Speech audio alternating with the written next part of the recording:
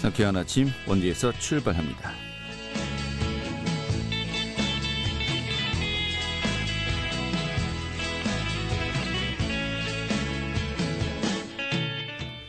안녕하십니까. 12월 11일 금요일 아침 인사드리겠습니다. 상쾌한 아침 원주에서 출발합니다. 진행의 한태호입니다. 자, 오늘은 비교적 온화한 날씨가 이어지겠습니다. 영상으로 이 최저 기온도 돌아왔는데요. 추위가 물러가면서 미세먼지가 좀 찾아왔습니다. 현재 원주 지역의 초미세먼지 농도 나쁨 수준을 보이고 있는데요. 또 오늘 전국이 구름이 많은 가운데 안개가 끼는 곳도 있겠고요. 현재 원주 지역의 기온은 영상 3도, 낮 기온 8도까지 올라갈 것으로 예상되고 있습니다. 자, 오늘 준비한 소식 살펴보도록 하죠. 내년 2월에 개최 예정이죠. 제102회 전국 동계체전에서 12개 종목, 거의 대부분의 종목을 강원도에서 치르기로 결정이 되었습니다. 오늘 이 내용과 함께 또 강원도 체육회 민선으로 운영되고 있는 이 여러 가지 상황들, 좀 변화들 좀 살펴보도록 하겠습니다. 원주시가 2020년도 지역사회 통합돌봄 우수지자체로 선정되었습니다. 그 사업 내용 소개해드리겠고요. 또 그 문화계 소식도 함께 살펴보도록 하겠습니다. 12월 11일 금요일 상쾌한 아침 원주에서 출발하겠습니다.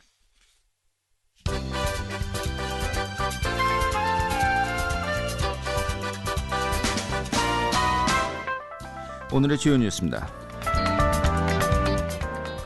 정부의 상생형 일자리 지원 사업을 총괄하는 일자리위원회가 최근에 14개 지역에서 정부 상생형 일자리 신규 사업을 발굴했다고 밝혔습니다. 이 중에 원주가 레저 산업을 중심으로 한 신규 사업에 포함돼 강원 지역 이후 정부 상생형 일자리가 탄생할 수 있을지 관심이 모아지고 있습니다.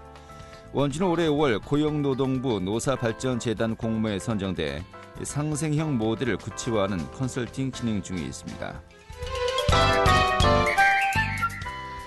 코로나19 수도권 확진자가 강원도로 이관되기 시작하면서 중환자 치료 병상 확보에 비상신호가 켜졌습니다. 이 도내 코로나 중환자 전담 치료 병상은 총 6개로 현재 여유 병상 2개밖에 남지 않았습니다. 이에 따라서 도내 병원 측은 이 코로나19 중증 환자 대량 발생에 대비해서 이 중증 환자 치료 병상을 기존의 6개에서 16개로 확대하겠다고 밝혔습니다. 코로나19 장복 감염 최소화를 위해서 선제적 진단 검사를 시행키로 했습니다. 강원도는 사회적 거리두기 2단계 이상이 해당되는 도내 시군에서 누구나 코로나19 진단 검사를 무료로 받을 수 있다고 밝혔습니다. 이에 따라서 원주와 횡성, 영월, 정선 등 도내 8개 시군에선 역학적 연관성이나 증상 유무에 관계없이 무료로 코로나 진단 검사를 받을 수 있게 되었습니다. 오늘의 주요 뉴스였습니다.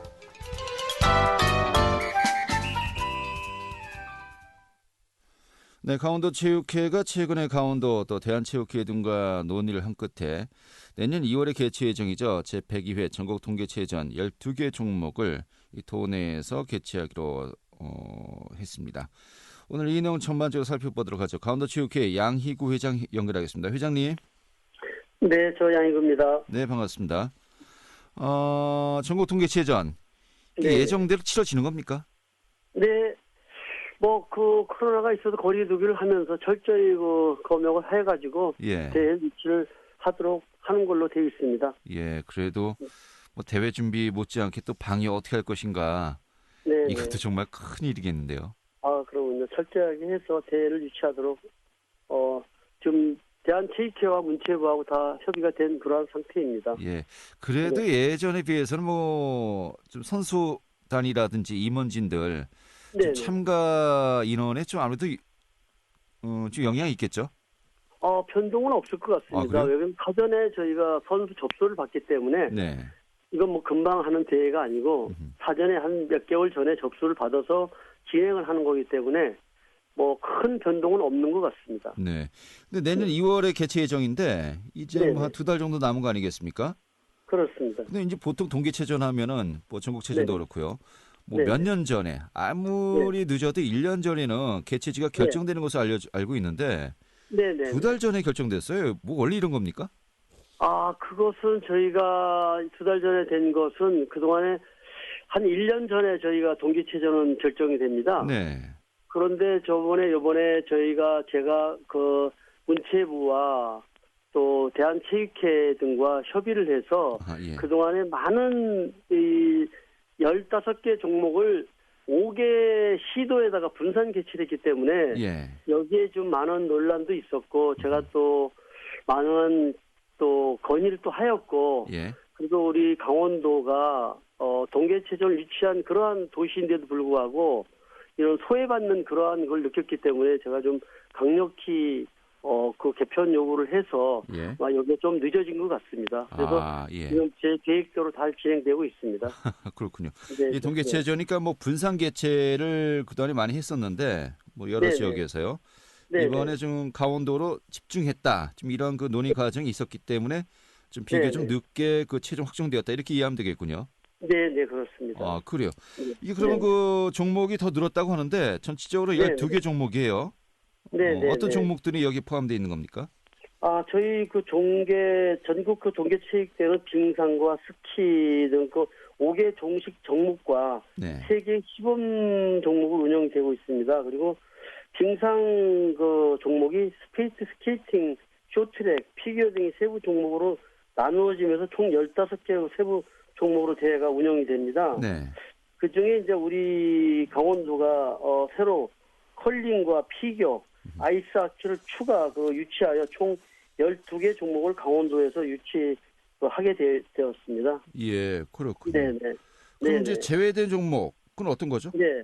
대회 종목은 좀 전에 그 말씀드렸듯이 종목은 8종목으로 세부 종목으로 되어 있는데요. 그래서 저희가 이번에 그 강원도에 유치할 수 없는 그런 종목이 빙상 종목의 그 스페이트 400 트랙이 스케이팅장과 그다음에 쇼트트랙 그리고 시범 종목인 산악 아이스 클라이밍 종목이 강원도에는 없습니다. 그래서 이 3개 종목만 저희가 대회 유치를 못하고 나머지 12개 종목은 저희가 강원도에서 유치를 지금 합니다. 시설 면에서 좀 부족한 그런 종목만 빼고는 다 이제 강원도에서 치른다 이렇게 보면 되겠군요. 그렇습니다. 근데 이해가 안 되는 게 아니 강원도는 올림픽을 치른 곳 아니겠습니까? 또 평창과 강릉에서요. 강릉에 저희가 이제 대형 또 스피드 스케이트장이 있는 것으로 알고 있는데 시설이 없어서 못한다. 이게 어떤 겁니까? 시설이 아니라 그 지금 스피드 스케이트장과 그 다음에 쇼트트랙 한 번 운행을 하려면은 4일간 운영을 하려면 한 경기장에 약 비용이 한 3억과 5억이 들어갑니다. 이 워낙 그 시기에 쓰려고 하면은 그렇기 때문에 저희가 그 운영을 못 하는 거죠. 그렇군요. 결국 예산 문제로군요. 예, 그렇습니다. 그러면은 이 종목은 어디에서 치르는 겁니까? 그것은 이제 태릉 트랙은 전부 다 그 스케이팅은 지금 경기도에서 하고요. 목동에서 서울에. 그리고 이제 경기도하고 서울에서 그 두 가지를 하고 하나는 경북으로 이제 산악 아이스 클라이밍은 경북에 있습니다. 그래서 경북으로 가져가고 나머지는 이제 강원도에서 다 유치가 되는 거죠. 알겠습니다. 저도 또 평소에 궁금했던 게 이런 그 동계 종목 같은 경우는 이제 특히 이제 설상 경기는 그렇죠. 거의 대부분 이제 뭐 강원도에서 치를 수밖에 없는 상황 아니겠습니까? 네, 그렇습니다. 그런데 이 분산 개최에서요, 좀 어떻게 어떤 종목들이 어떤 지역에 분산되는지 좀 궁금하게 했었습니다만은. 제가 민선 1기회장으로서 당선된 후 동계 종목 경기장을 가봤습니다.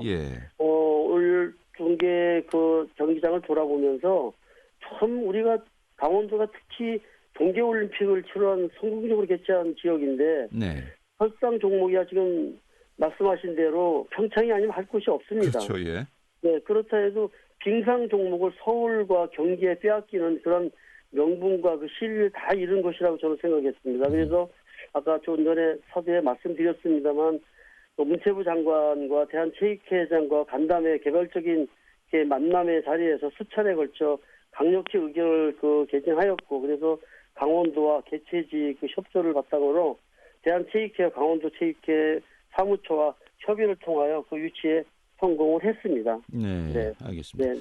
결국 또 이제 상황을 들어보니까요. 실내 경기장을 또 어떻게 활용할 것인가. 네네. 이게 또 이제 앞으로 또 올림픽 유산을 어떻게 활용할 것인가라는 어떤 큰 과제와 맞물리는 것 같은데. 네, 그렇습니다. 아니 그 예산이 뭐 가동 몇 억이 더 들어서 참 사용을 못하고 이제 다른 곳에서 분산 개최한다. 이게 참 안타까운데요. 네네. 현재 그 태릉 국제 경기장 같은 경우 2022년도까지 이제 운영할 예정이죠? 네, 그렇습니다. 그 뒤는 어떻게 되는 겁니까? 그래서 저희 강원도가 그래도 전국에서 그런 빙상 링크장을 가지고 있기 때문에 저희 도로서는 이걸 활용해 목동이 이제 2022년도에 없어집니다. 네. 거기가 없어지기 때문에 왜 없어지는지 좀 의아해하시는 분도 많이 있겠습니다만은. 네. 없어지는 거는 이제 아마 큰 기대 효과와 진천을 일단 그 선수촌에 옮기면서요. 네, 다른 데로 옮기는 것 같습니다. 그러다 보니까 빙상연맹 측에서는 모든 빙상인들이 서울과 경기에 많이 있으니까 여기에 대체한 것을 서울이나 경기에 유치해 달라고 문체부에 요구를 하고 있고 우리 또 강원도 입장에서는 그래도 여기에 목동 못지않은 경기장이 있기 때문에 이걸 문체부에서 이걸 운영할 수 있도록 해달라 이런 지금 계속 건의를 하고 요구를 하고 있습니다. 그래서 빙상협회와 우리 강원도와의 어느 협의를 거치면은 이걸 좀 운영하는 방안으로 지금 계속 유지를 목표를 지금 달성하려고 요구를 하고 있습니다. 알겠습니다. 우리가 그 평창 동계올림픽을 치르고서 또 많이 기대했던 것이 이 올림픽 유산을 활용해서 또 동계 스포츠의 메카로 만들겠다라는 것 아니겠습니까? 경히 이제 그 선수들 평소에 또 훈련도 여기에서 하고 또 대회도 자주 치르고 하는 것이 어떻게 보면은 그 가장 기본 조건인데 그런 측면에서 좀 부족했다라는 느낌도 들고요. 어떻게 앞으로 좀 가능성이 더 있을 것으로 보십니까?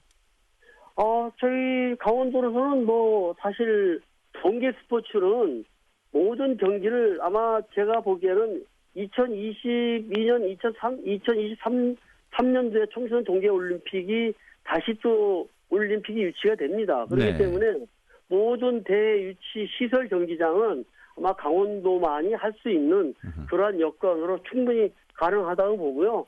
우리 이제 강원도와 많은 협조를 해서 문체부와 대한체육과 협의해서 좀 그런 대회를 충분히 대회가 우리 강원도에 유치할 수 있도록 아마 가능하다고 저는 생각합니다. 예, 알겠습니다. 또 태릉 선수촌이 이제 진천으로 옮기는 거 아니겠습니까? 네네네. 옮겼죠? 아직 옮기지 않았습니다. 이게 계속 진행 중인 건가요? 네네. 알겠습니다. 이제 궁금한 것이 이 진천에 그런 동계 종목 경기장들도 시설들도 다 만들어졌나요? 네, 거기는 진천은 이제 사실 지금 오픈을 하고 있습니다. 운영을 하고 있습니다. 그런데 거기는 이제 사실 선수촌에는 거기 국가대표 선수들만 이렇게 하는 거지 우리 일반인 대회 같은 거는 사실 좀 하기가 또 그렇고 우리 평창 같은 데 큰 시설이 돼 있기 때문에 거기는 국가대표들만 할 수 있는 그러한 목표로 가지 않을까 이렇게 생각을 합니다. 예, 알겠습니다. 그래서 저도 이제 궁금한 게 많은 분들이 이야기하시는 게 이 동계 종목만큼은 이 국가대표 선수촌을 이 강원도 지역, 이 평창과 강릉에 좀 그 조성하면 어떻겠냐라는 또 의견도 많이 있거든요. 이것 현실적으로 이게 뭐 불가능한 겁니까? 아닙니다. 지금 제가 참 이번에도 대회를 유치하면서 사실 그 고민이 참 많았습니다. 사실 강릉에 강릉 피겨 스케이트장과 또 아이스 아레나 피겨가 있습니다만 지금 그 경기장을 바로 운영 재개하기에는 아까 서두에 말씀드렸듯이 그 적지 않은 예산이 되기 때문에 좀 어렵고 다만 이번에 우리 의지로서 그 2022년도에 그 베이징 올림픽까지 운영되는 태릉 국제 경기장 문제와 맞물려 강릉 그 스케이트 그 경기장이 정상 운영되도록 지금 열심히 저희가 강원도와 협의해서 운영이 될 수 있도록 하면 가능할 것 같습니다. 알겠습니다. 네. 시행이 모아지고 있습니다. 예, 동계체전도 거의 대부분의 종목이 이번에 또 강원도에서 치러지고요. 또 아까 말씀하셨던 청소년 동계올림픽도 예정돼 있고요. 이런 또 실적들이 차곡차곡 쌓이면서 좀 최종적인 우리의 또 바람, 또 희망 여기 또 좀 더 접근하는 것이 아닌가 싶네요. 알겠습니다. 네, 맞습니다. 자, 그리고 아무튼 뭐 2달 뒤에 또 동계체전이 열리는 것인데 좀 준비할 것도 많이 있을 것 같기도 하고요. 또 평소와 다르게 이제 방역도 정말 집중해서 또 관리해야 되는 거 아니겠습니까? 네, 그렇습니다. 점검할 사항들도 많겠습니다. 어떻습니까? 네. 우선 코로나 방역 문제가 제일 크겠죠. 주최 측인 이제 대한체육회와 개최지인 우리 강원도가 정부 그 방역 지침을 철저히 준수하여서 참가 선수들의 그 안전을 최우선으로 하는 안전체전의 개최를 힘을 쏟을 그럴 예정입니다. 그렇기 때문에 방역 문제는 뭐 큰 염려 안 해도 저희가 뭐 개개인의 선수들이 미리 코로나에 대한 점검 다 해가지고 검사를 해가지고 와야지만이 체전을 뛸 수가 있습니다. 그렇기 때문에 방역에는 뭐 큰 문제가 없을 거라고 생각이 됩니다. 알겠습니다. 네. 올해 1월에 강원도 체육회장으로 당선되셨죠? 네, 그렇습니다. 지금 1년 돼가고 있군요. 네, 그렇습니다. 초대 민간 강원도 체육회장이신데, 네. 사실 이제 엘리트 체육과 또 생활체육 이제 통합해서 관리하는 거 아니겠습니까? 네, 그렇습니다. 그런데 뭐 포부도 많으셨을 텐데 당선되자마자 이제 코로나19가 이제 확산되고요. 사실 뭐 웬만한 또 활동들도 다 이제 중지가 된 거 아니겠습니까? 네, 그렇습니다. 지금 그 아쉬움도 크고 어려움도 많으실 것 같은데 어떻습니까? 네, 제가 민선회장으로 당선돼 사실 좀 하고 싶은 것이 많았습니다만 공약 사항을 지금 뭐 일일이 나열하기는 어렵겠지만 정말 많은 계획을 제가 가지고 있었는데 계획을 시행할 시기에 오히려 코로나 각종 국내 대회가 취소되고 여러 가지 그 도민들을 위한 준비하던 사업들이 지역 그 방역 지침에 의거 참 축소가 되고 정말 뼈아픈 한 해였다고 생각합니다. 그러나 다만 그 코로나 상황과 별개로 저희 중점 공약 사항으로 추진한 강원 그 스포츠과학센터를 건립하여 지금 문체부와 국민체육진흥공단이 그 실시한 그 국비 그 지원 사업에 부산과 경남과 저희가 치열한 경쟁을 하여서 우리 강원도가 우수한 평가를 받아가지고 최종적으로 8억 원의 국비를 지원을 받았습니다. 그래서 알겠습니다. 회장님, 요 부분 좀 1년 동안의 아쉬움 또 이제 이번에 예산도 확정되었지 않습니까? 강원도 전체에도요. 또 체육 관련 또 예산도 이제 확보가 되었고 이 예산을 보면 또 내년에 어떤 활동들을 하는지 우리가 또 가늠할 수 있는 거 아니겠습니까? 그렇습니다. 다음 주에 요 내용들 중심으로 다시 한번 또 제가 연결해서 듣도록 하죠. 과학센터 문제. 네, 그렇습니다. 뭐 강원도 센터 문제도 있고요. 다른 얘기를 이제 함께 들어보도록 하죠. 오늘은 이 동계체전 좀 확대 개최의 의미 정도 이걸 우리가 해석한 걸로 오늘 만족하고요. 다음 주 다시 뵙도록 하죠. 네, 감사합니다. 이렇게 연결했습니다. 고맙습니다. 네, 감사합니다. 네, 강원도 체육회 양희구 회장이었습니다.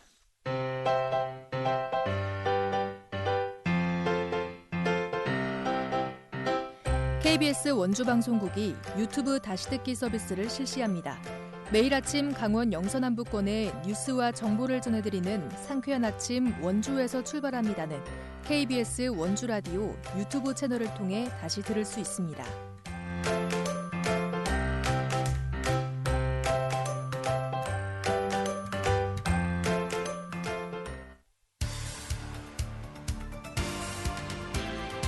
알찬 정보, 생생한 현장의 소식을 전해드립니다. 리포터 현장.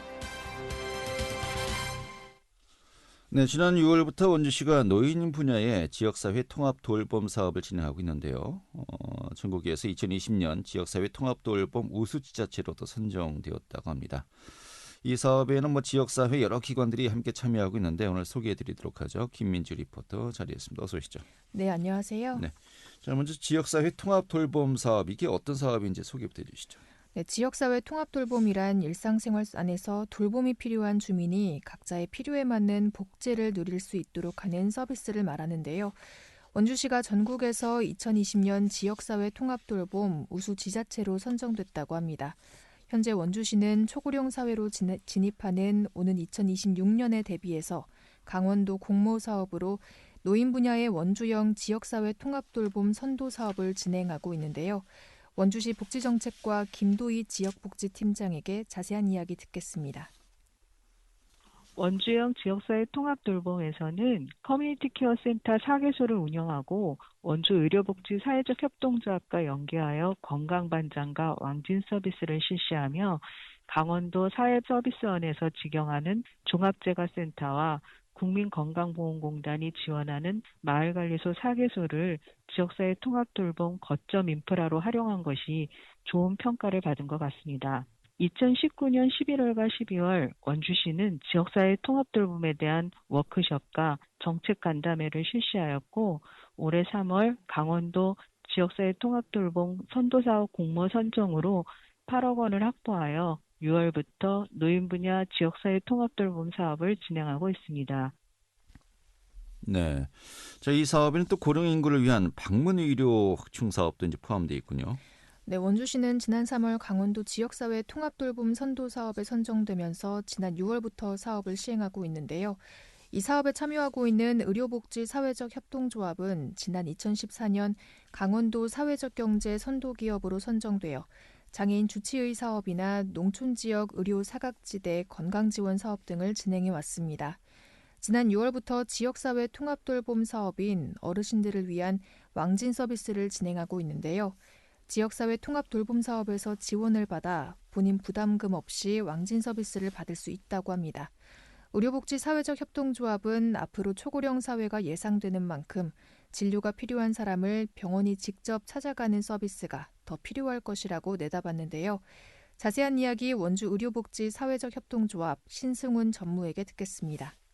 지역 내 통합 돌봄이 필요하다는 생각을 가지고 있었고 그전부터 계속 찾아가는 의료 서비스 그리고 외래 환자 그다음에 취약계층 이런 진료 부분들에 대해서 계속 관심을 가지고 해왔었습니다. 복지관에서 기초사정을 통해 가지고 대상자분이 의료적인 서비스 부분들이 건강 돌봄에 대한 부분들이 좀 필요하다고 판단이 들면요 의뢰를 저희 쪽으로 하게 됩니다. 저희도 또 다시 한번 이중 좀 체크를 통해서 지금 상황이 어떻게 되시는지 파악을 하고 그다음에 저희가 왕진을 이렇게 화요일, 수요일, 목요일 이렇게 3일을 원장님들과 같이 정해서 하고 있거든요. 그래서 진찰이나 처방이나 질환관리 뭐 이런 것들을 하고 있고요. 단순히 의사하고 간호사가 집으로 가고 끝나는 게 아니라 주치의 같은 개념이라고 봐주시면 좋을 것 같아요. 내가 충분히 물어볼 수 있는 대부분 이제 5분 진료, 3분 진료죠. 몇 개월치 약 처방하는 형태라 하면 이런 왕진 서비스 같은 경우에는 직접 의사하고 간호사가 가서 충분히 시간에 구애받지 않고 내 몸의 상태라든지 아니면 내 생활 환경에 있어서도 그런 것들을 좀 자문을 받고 도움을 받을 수 있는. 네, 이 지역사회복지는 이 지역의 모든 기관들이 함께 또 협력해서 하나의 또 성과물을 만들어내는 거 아니겠습니까? 이 사업도 역시 그런 측면에서 실시가 되는 것인데 특히 이제 앞으로 고령화 현상이 더욱더 심화될 것으로 예상되고 있고요. 여기도 대비한 또 사업이라고 또 우리가 볼 수도 있겠죠. 네, 왕진 서비스는 의료복지 취약계층의 의료 서비스를 지원하고 또 질환을 미리 예방하기 위해 마련됐는데요. 우리나라보다 먼저 고령화 사회에 진입했던 일본은 왕진 서비스를 지역 커뮤니티에 정착화시켰습니다. 이렇게 의료 서비스를 제공함으로써 질환을 예방해서 건강보험 재정 지출도 줄일 수 있는데요. 고령 인구의 증가는 필연적으로 건강보험 재정 지출의 증가로 이어지게 됩니다. 건강보험 진료비 가운데 노인 진료비의 비중은 곧 40%를 훌쩍 넘어설 것으로 예상되고 있는데요. 때문에 미리 질환을 발견해서 예방하는 것이 중요한데 앞으로 이러한 의료복지 서비스 필요성은 더 커질 것으로 예상되고 있습니다. 네, 알겠습니다. 오늘 잘 들었습니다. 네, 감사합니다. 네, 김민지 리포터였습니다.